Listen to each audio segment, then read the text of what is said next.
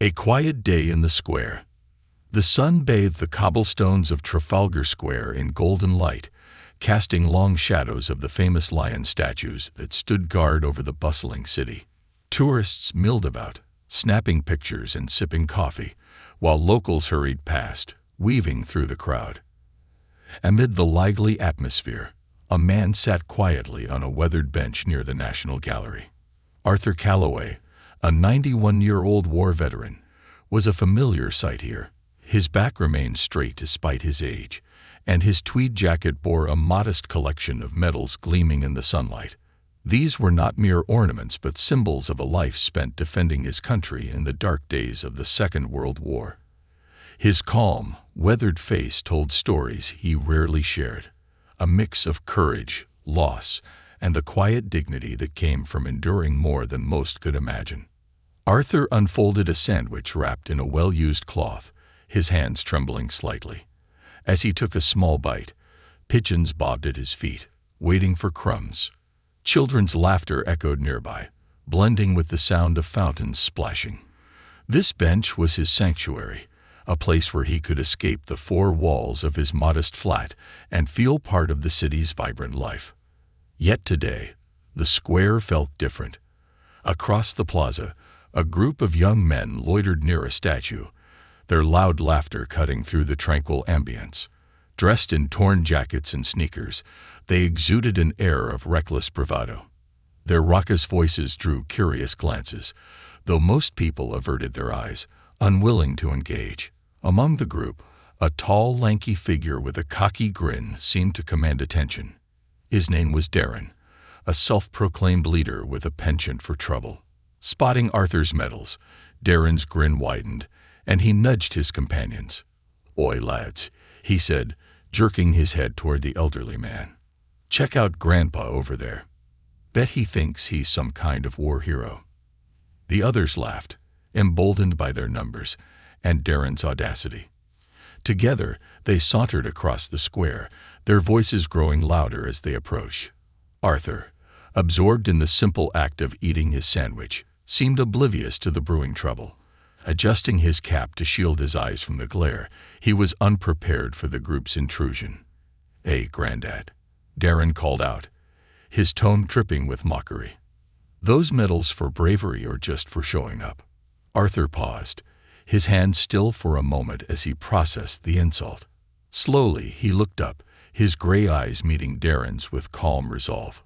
"They're for the men I served with," he said quietly. His voice, though steady, carried the weight of memories that Darren could never understand. But Darren wasn't looking for respect or understanding. He smirked, gesturing to his friends to fan out around the bench. "Bet you've got some stories, yeah? Fighting for a country that probably forgot about you the second the war ended." The group laughed, their sneers adding to the humiliation. Arthur's grip tightened on the edge of the bench, though he refused to rise to their bait. He had faced far worse in his life, and knew better than to escalate a confrontation. Unbeknownst to the group, a tall man stood watching from a few meters away. Leon Davis, a Royal Guard on leave, leaned casually against a lamp post, his civilian clothes blending in with the crowd. His sharp eyes missed nothing as he assessed the situation with the precision of a soldier trained to act swiftly. Leon had seen his fair share of injustice and had no patience for bullies. His jaw tightened as he watched Darren step closer to Arthur, looming over the older man with a grin that spoke of unchecked arrogance. "Oi, what's this one for?" Another thug piped up, pointing at a silver medal pinned to Arthur's chest. "Saving a cat from a tree." Arthur said nothing, his silence a testament to his restraint, but his quiet dignity only seemed to fuel their mockery. Darren grabbed a handful of breadcrumbs Arthur had placed on the bench for the pigeons and flung them into the air, scattering the birds and earning more laughter from his friends. Leon's muscles tensed. He wasn't carrying a ceremonial sword or uniform today, but years of discipline and training had left him with all the tools he needed to handle the situation. He knew the importance of timing, though. Stepping in too soon might escalate the tension, putting both Arthur and the bystanders at risk. For now, he waited, every fiber of his being ready to act. Darren, emboldened by the crowd's passive inaction, snatched Arthur's cane from beside him. "What's this, then?" he jeered, spinning it like a toy. "You don't need this anymore, do you, Grandad? Let's see if you can still walk like a soldier." Arthur's hand reached out instinctively, but Darren held the cane out of reach, grinning as his friends cheered him on. For the first time, a flicker of anger crossed Arthur's face, though he quickly mastered it. "That cane isn't yours," he said firmly. "Give it back." The quiet authority in Arthur's voice unsettled Darren for a moment, but he quickly masked it with bravado. "What are you going to do about it, old man?" he sneered. "Call the army." It was then that Leon decided it was time. Straightening, he stepped forward, his tall frame moving with quiet purpose. He was just another figure in the crowd until he spoke, his voice calm yet commanding. "I think it's time you gave the man his cane back." The group turned, their laughter fading as they took in the man standing before them. Leon's steady gaze met Darren's, and though he wore no uniform, there was no mistaking the authority in his stance. Darren faltered, his bravado cracking under the weight of Leon's unflinching gaze. "And who are you supposed to be?" Darren asked, his tone less certain now. "Someone who doesn't tolerate cowards," Leon replied evenly, his voice carrying a quiet power that silenced the crowd. For a moment, the square seemed to hold its breath. Arthur sat still, watching the exchange with a mix of gratitude and curiosity. The onlookers, who had previously been content to observe from a distance, began to edge closer, their phones raised to capture the scene. Leon took a step closer, his towering presence impossible to ignore. "You've had your fun," he said, his tone sharp but controlled. "Now hand it over and walk away." The tension in the air was palpable as Darren weighed his options. His friends, sensing the shift in power, began to shuffle nervously. Darren's smirk faltered, and for the first time, a flicker of doubt crossed his face. Still, his pride wouldn't let him back down entirely. With a dramatic flourish, he tossed the cane to the ground at Arthur's feet.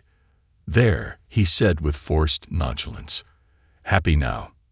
Leon didn't respond immediately, his gaze fixed on Darren, until the younger man shifted uncomfortably. Then, with deliberate slowness, Leon bent down, picked up the cane, and handed it back to Arthur. "Are you all right, sir?" he asked, his tone softening. Arthur nodded, his grip steady as he accepted the cane. "I've been through worse," he said quietly, a faint smile tugging at the corners of his lips. Leon turned back to Darren and his crew, his expression hardening once more. "Now leave," he said, his voice like steel. "And don't let me see you bothering anyone else again."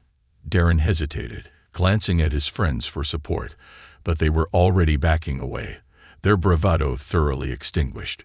Muttering under his breath, Darren turned and stalked off, his crew trailing behind him like chastened schoolboys. The square erupted into applause, the tension replaced by a wave of admiration for Leon's actions. But Leon, ever the professional, simply nodded and turned back to Arthur. "Let's get you home," he said, his tone kind but firm.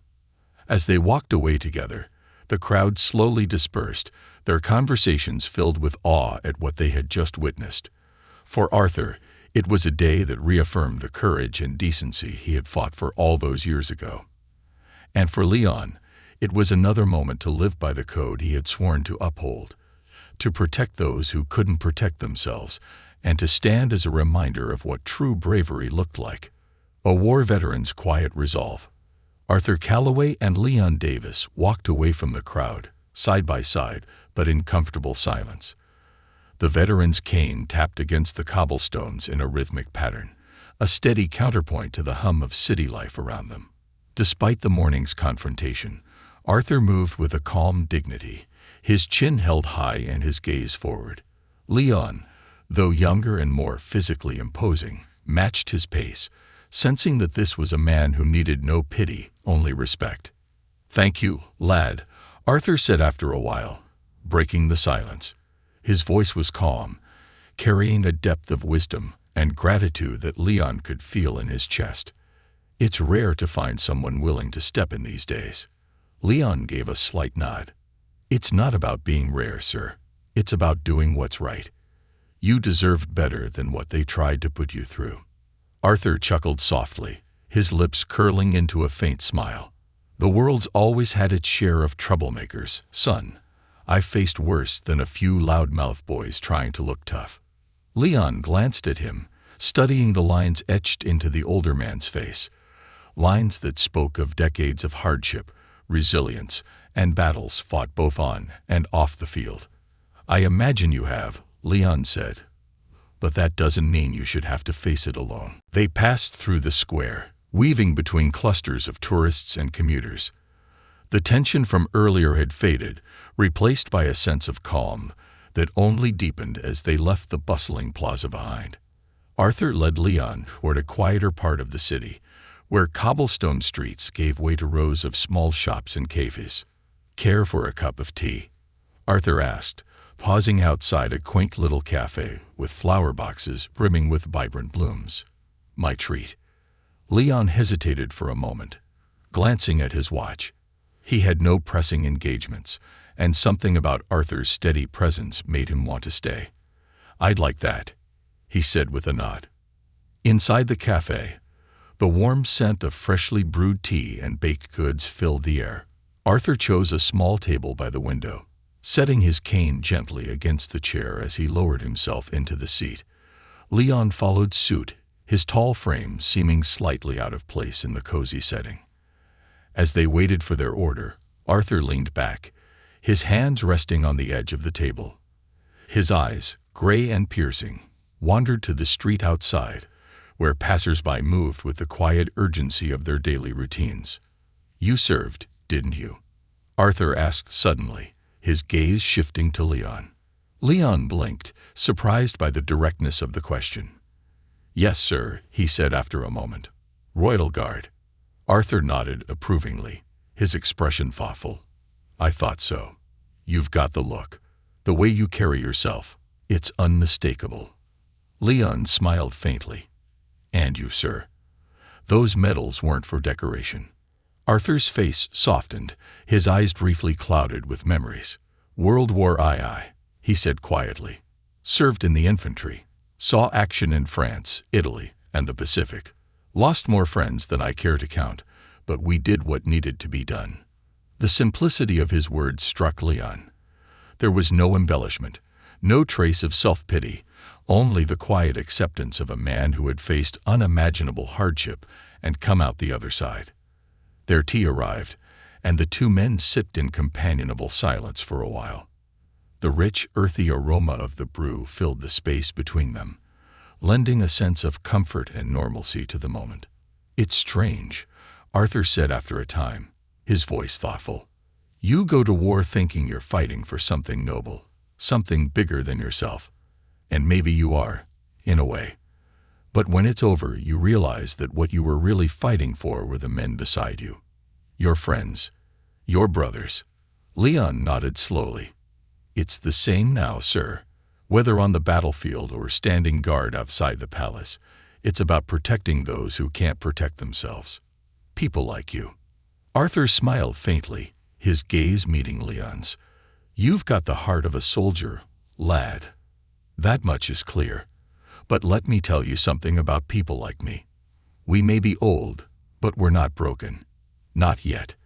I never thought you were, Leon replied, his tone firm. But even the strongest of us deserve a little help sometimes. Arthur's smile deepened, a hint of mischief twinkling in his eyes. Careful, son. Talk like that, and you'll have me thinking you're trying to recruit me. The two men laughed, the sound drawing a few curious glances from the other patrons. It was a moment of levity in what had been a challenging day, a reminder that even in the face of adversity, there was still room for connection and kindness. As the conversation continued, Leon found himself sharing stories of his own, tales of long nights on duty, ceremonial marches, and the quiet pride that came from serving his country. Arthur listened intently, his expression thoughtful, as if seeing a reflection of his younger self in the man sitting across from him. "You've got a good head on your shoulders, Leon," Arthur said as they finished their tea. "The world needs more men like you." "And more like you, sir," Leon replied, his voice tinged with admiration. "You've done more than most could ever dream of." Arthur shook his head, his gaze distant. "I've done what I could, lad. Nothing more, nothing less. But seeing men like you gives me hope that the sacrifices we made weren't in vain." The weight of his words hung in the air, a reminder of the generations that had come before and the legacies they had left behind. For Leon, it was a humbling moment, a chance to see the impact of his actions through the eyes of someone who had lived through history. As they left the cafe, the sun had begun its slow descent, casting the streets in a warm golden glow. Arthur paused outside, his cane tapping against the ground as he turned to face Leon. "You didn't just help me today," he said quietly. "You reminded me that there's still good in the world, that there are still people willing to stand up for what's right." Leon smiled, his gaze steady. "And you reminded me why I do what I do, sir, to honor men like you." They shook hands, their grip firm and filled with mutual respect. As they parted ways, Leon watched Arthur disappear into the crowd, his silhouette a testament to the quiet strength of a man who had lived through the worst of times and still carried himself with dignity. For Leon, the day had been more than just an act of courage. It had been a lesson in humility, resilience, and the enduring power of kindness. And as he walked away, he knew that this encounter would stay with him for a long time to come, a reminder of what it truly meant to serve, the echoes of courage. Arthur Calloway made his way home, the rhythmic tap of his cane against the pavement a steady companion to his thoughts. The confrontation earlier in Trafalgar Square lingered in his mind, but not with the sting of humiliation. Instead, it was the image of Leon Davis, standing tall and unwavering in the face of those bullies, that stayed with him. The sun dipped lower in the sky as Arthur entered his modest flat. It was a small space, filled with tokens of a life well lived. Framed photographs lined the shelves, capturing moments of youth and camaraderie. There were black and white images of young soldiers grinning in their uniforms, their arms slung around each other's shoulders. Some of them were gone now, lost in battles long past or taken by the passage of time. Arthur set his cane by the door and shuffled to his favorite armchair, the one that faced a window overlooking a quiet street. He eased into it with a sigh, his joints protesting the motion. Outside, the world moved on, oblivious to the life of the man who had once fought for its freedom. He reached for a worn leather-bound journal resting on the small side table. The edges were frayed, the pages yellowed with age. This journal had been his companion through the war, a place where he had poured his fears, triumphs, and reflections. Opening it to a blank page, he picked up his pen, his hand steady despite the tremor that often plagued him. "Dear Journal, today I was reminded of a truth I'd nearly forgotten. In a world that seems increasingly self-absorbed, there are still those who carry the spirit of kindness, courage, and decency.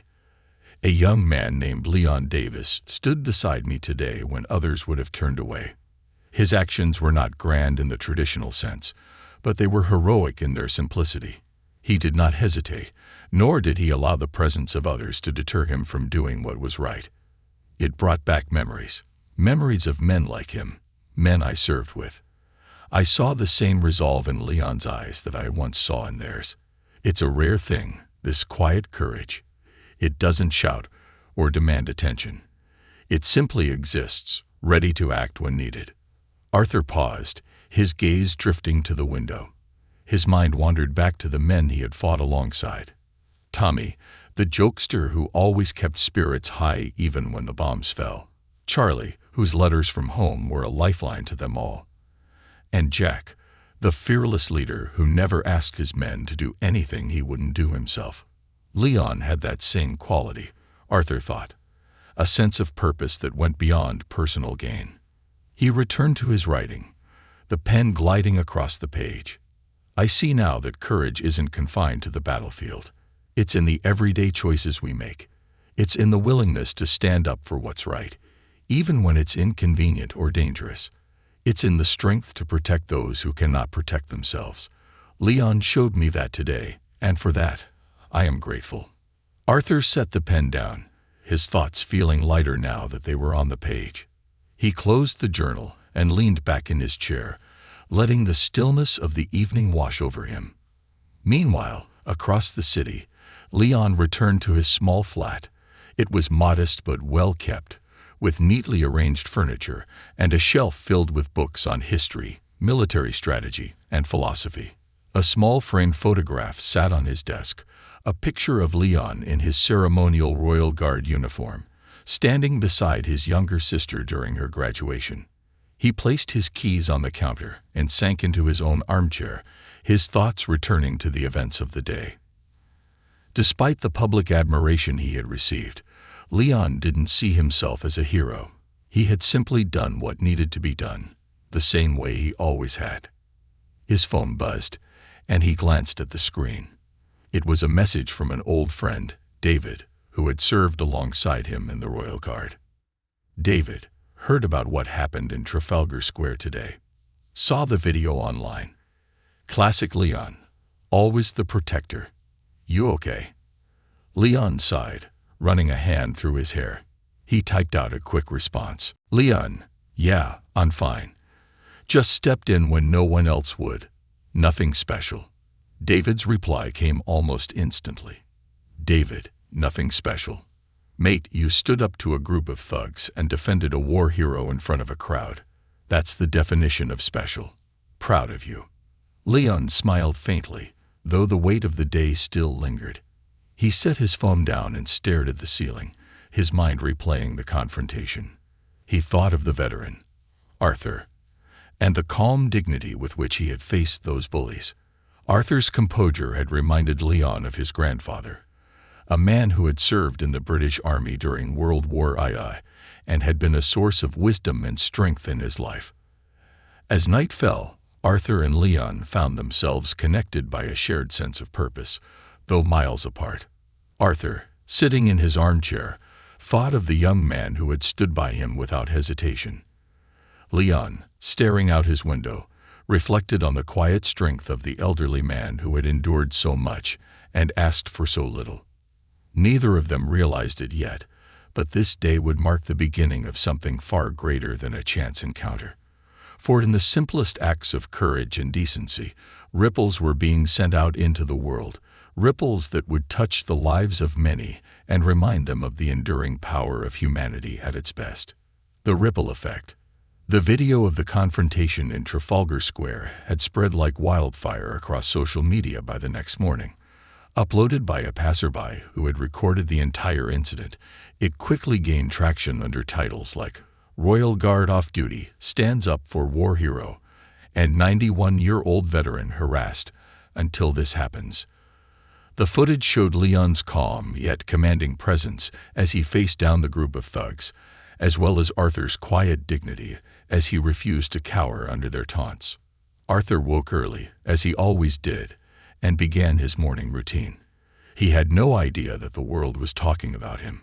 After a simple breakfast of tea and toast, he grabbed his cane and decided to visit the nearby park, a favorite spot where he often spent time reading or feeding the birds. As he walked through the park's shaded paths, heads began to turn. People whispered, some glancing at him with curiosity or recognition. A young man jogging by slowed to a stop and approached him, his face lighting up with excitement. "Sir, are you the veteran from the video?" the jogger asked, slightly out of breath. Arthur frowned in confusion. "Video? I'm not sure what you're talking about." The jogger pulled out his phone and tapped the screen a few times before holding it up. There on the bright display was the video of Arthur's encounter in Trafalgar Square. It showed him seated on the bench as the thugs mocked him, followed by Leon stepping in to confront them. Arthur's face turned serious as he watched. "Well, I'll be," he murmured. "Didn't think anyone would bother filming that." "It's incredible," the jogger said earnestly. "You handled yourself with such composure.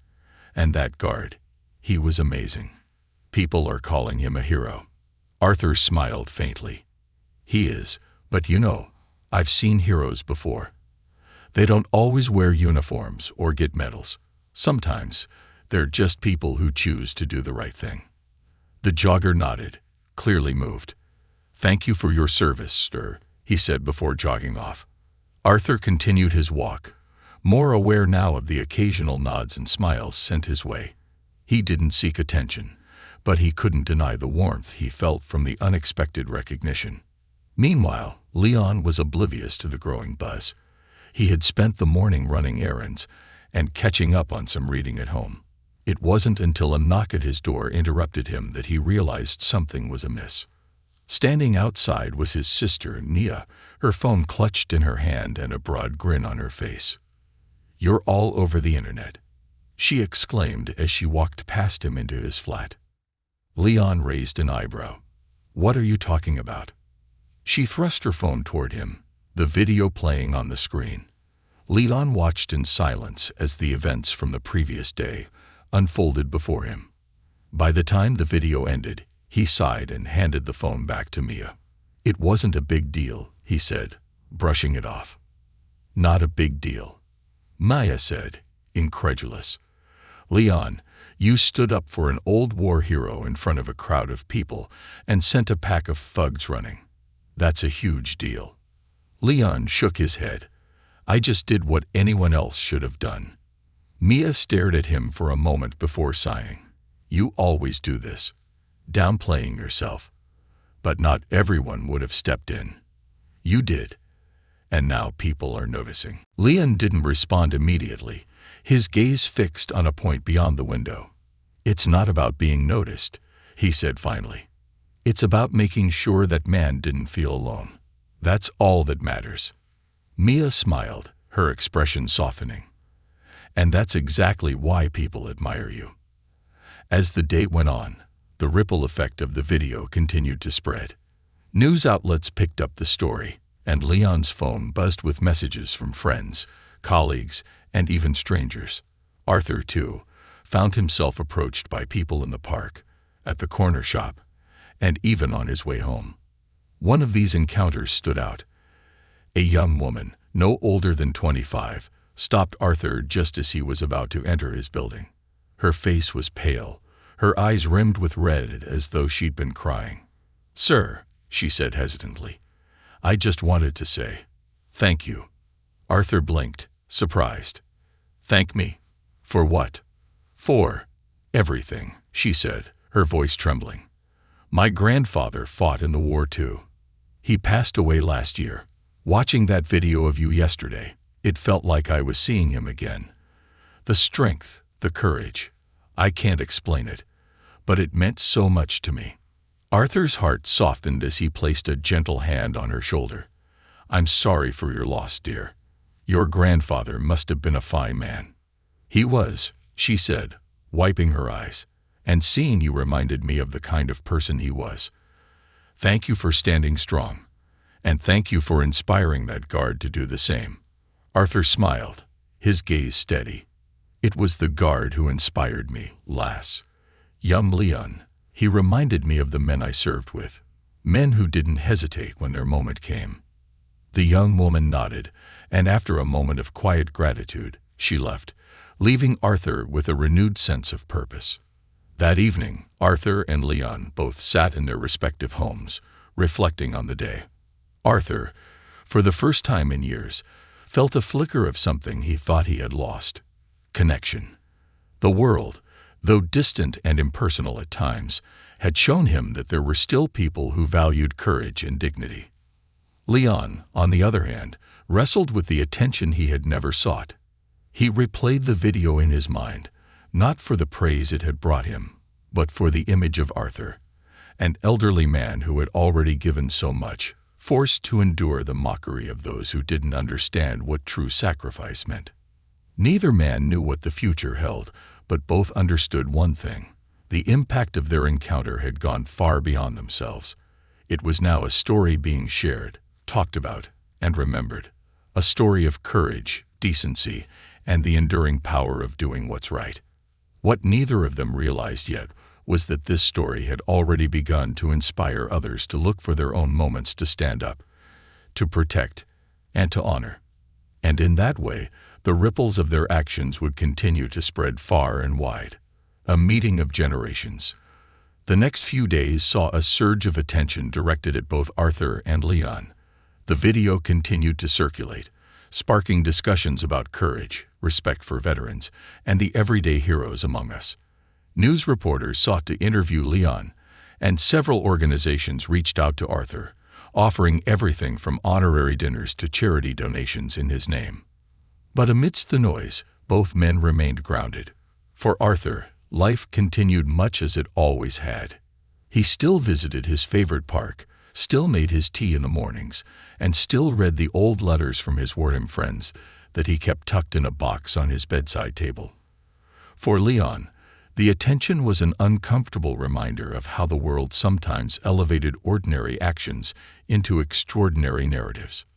One morning, as Arthur sat by the window reading the newspaper, there was a knock at his door. He shuffled to open it, and there stood Leon, dressed in a simple shirt and jacket, holding a small bouquet of flowers. "Good morning, sir," Leon said with a warm smile. "I hope I'm not intruding." Arthur chuckled, stepping aside to let him in. "Not at all, lad. Come in, come in. And call me Arthur.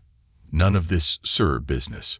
Leon entered the modest flat, his eyes taking in the carefully arranged furniture and the walls lined with photographs and mementos. The bouquet in his hand suddenly felt inadequate in the presence of so much history. "I brought these for you," Leon said, handing over the flowers. Arthur accepted them with a gracious nod. "Thank you, Leon. A thoughtful gesture. Though I'm not sure where I'll put them. Bit of a clutter in here, as you can see." "It's not clutter," Leon said, glancing at the photographs. "It's a life well lived."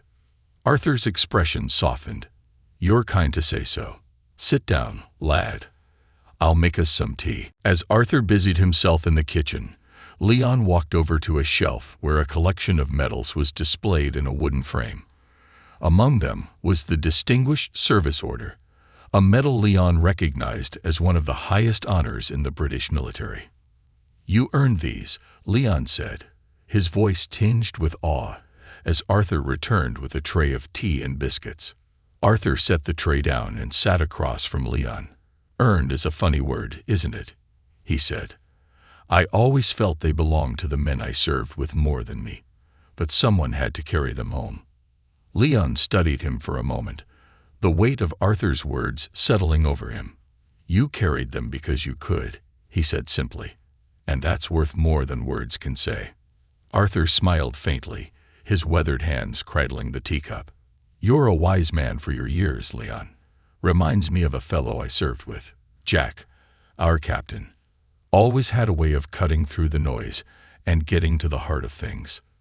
Leon leaned forward, intrigued. What was he like? Arthur's gaze grew distant, his voice softening as he spoke. "Jack was the kind of leader you'd follow into hell and back. Not because he demanded it, but because he earned it. He cared about us, every one of us. I remember one night in Normandy. Our platoon was pinned down, shells raining all around. We thought we were done for. But Jack, he just stood there, calm as could be, and said, 'We'll get through this, lads. Together.' And we did." Leon listened intently, his admiration for Arthur growing with each word. "Sounds like a man worth remembering." "He was," Arthur said, his voice heavy with emotion. "Most of them were." As the conversation continued, Arthur and Leon found themselves exchanging stories, not just of war, but of life. Leon shared tales of his time in the Royal Guard, of the ceremonial duties that required perfection, and the quiet moments when he stood watch, his mind filled with thoughts of his family and the people he protected.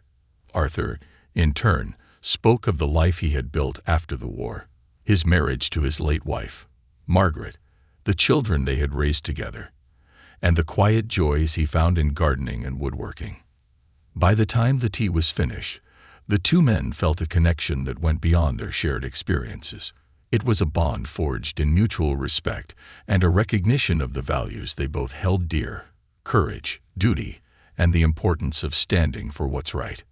Before Leon left, Arthur retrieved something from a small cabinet near the door. It was an old photograph, its edges worn and its colors faded. He handed it to Leon with a gentle smile.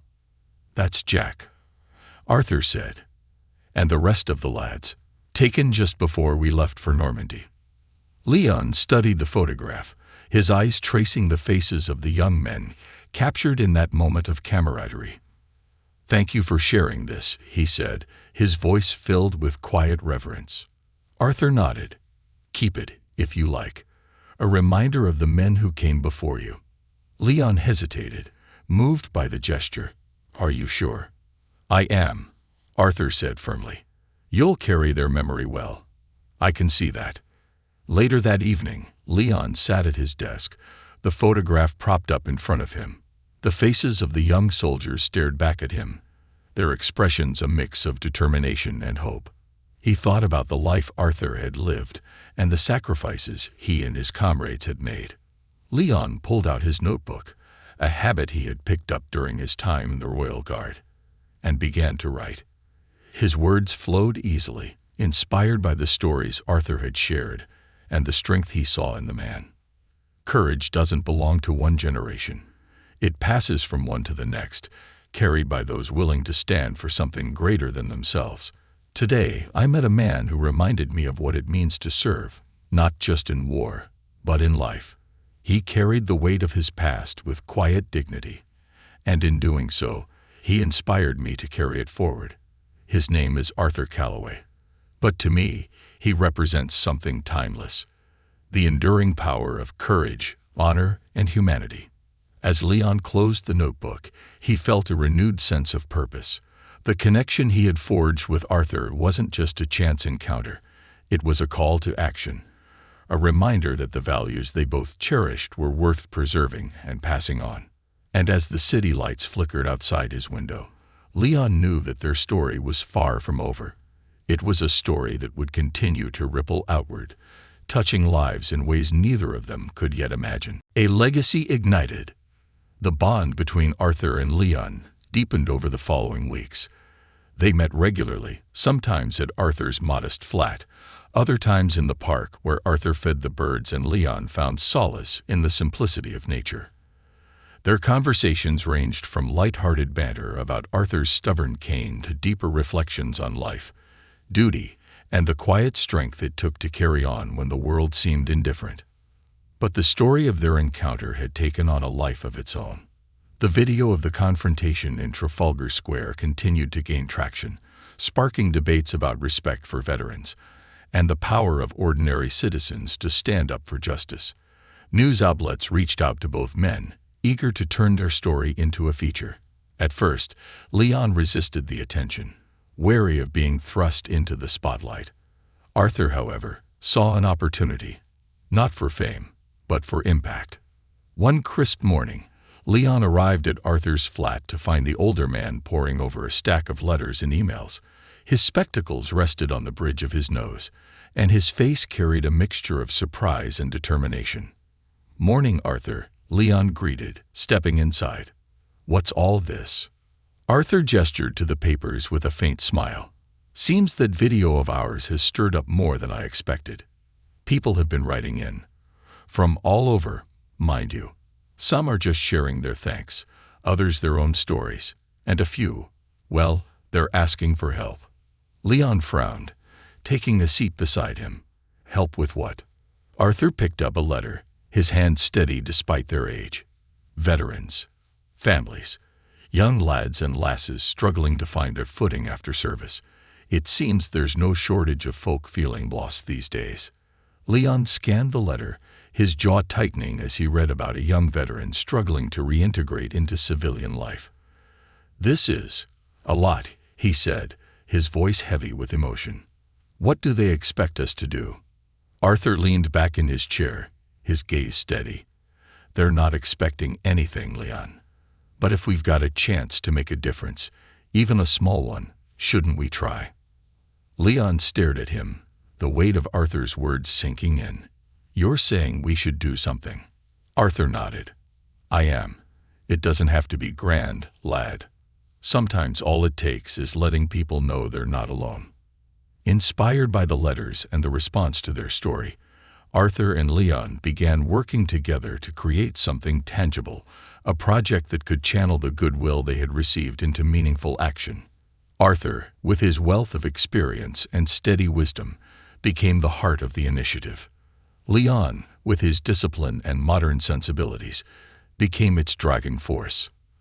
They called it the Callaway Initiative, named after Arthur, but designed to honor veterans and active service members alike. Its mission was simple: to provide mentorship, resources, and community for those in need. Arthur would share his story and connect with others who had walked similar paths, while Leon focused on organizing events, fundraisers, and partnerships with local organizations. Their first event was a modest gathering at a community center where veterans of all ages were invited to share their experiences. Leon watched as Arthur, standing tall despite the cane by his side, captivated the room with stories of camaraderie and resilience. "When I was young," Arthur said, his voice steady, "I thought bravery was about facing gunfire and charging into battle. And it was, in part. But as I've grown older, I've come to realize that real bravery is in the quiet moments. It's in carrying on after the battle's over, in finding a way to rebuild, even when it feels like there's nothing left." The room was silent, the audience hanging on his every word. Veterans nodded in understanding, their own burdens mirrored in Arthur's reflections. Young people, some too young to have served but eager to learn, listened with wide eyes. Leon stepped forward to address the crowd next, his tone firm yet warm. "We're here because no one should have to carry those burdens alone. Whether you're a veteran trying to find your place in a world that's moved on, or someone looking to support the people who've sacrificed for us, this is where we start." The event was a resounding success. Connections were made, stories were shared, and for the first time in years, some of the attendees felt truly seen. Word spread, and soon, the initiative gained momentum. Donations poured in, along with offers of support from local businesses and community leaders. Schools invited Arthur and Leon to speak to students about courage and service, and younger veterans volunteered to mentor those struggling with the transition to civilian life. For Arthur, the initiative gave him a renewed sense of purpose. No longer was he just the quiet man on the park bench. He was a symbol of resilience, a living reminder of the sacrifices made and the strength required to move forward. For Leon, it became a way to channel his own sense of duty beyond the confines of his role in the Royal Guard. Together, they became a formidable team, bridging generations and inspiring countless others. One evening, after a particularly successful fundraiser, Arthur and Leon sat in the park, watching the sun set over the city. The sky was painted in hues of orange and pink, the air crisp and filled with the sound of distant laughter. "You've done good, Leon," Arthur said, his voice tinged with pride. "You've taken this farther than I ever thought possible." Leon shook his head, a small smile playing at his lips.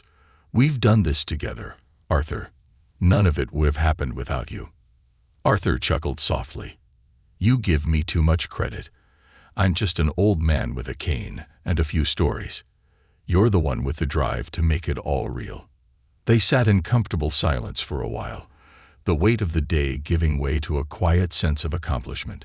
Finally, Leon turned to Arthur, his expression serious. "Do you think it'll last?" he asked. "What we're building here?" Arthur smiled, his eyes crinkling at the corners. "It'll last as long as there are people like you willing to carry it forward." Leon nodded, the truth of Arthur's words settling over him like a mantle. He realized then that their story, what had started as a chance encounter in Trafalgar Square, had become something far greater. It was no longer just about them. It was about the countless lives they had touched and the legacy they were creating. As the last light of day faded, the two men sat side by side, their connection unspoken but undeniable. In that moment, they knew they had not only stood for something important, They had built something that would stand long after they were gone.